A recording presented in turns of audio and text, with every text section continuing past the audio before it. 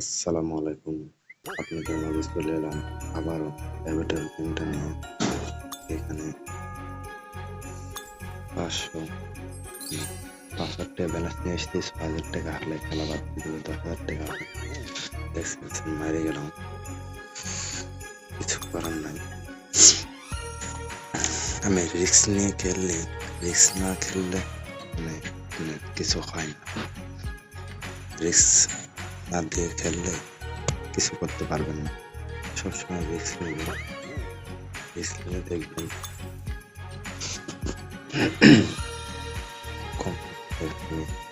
সেই ব্যালেন্স। এখান থেকে দেখা যায় যদি লস খাইতে খেলাম, যদি কিছু পারলে তা পাই। 5x আমি টেকন দেবই, কারণ আসলটা বুঝে আসতে দেখা যাচ্ছে যে পাই।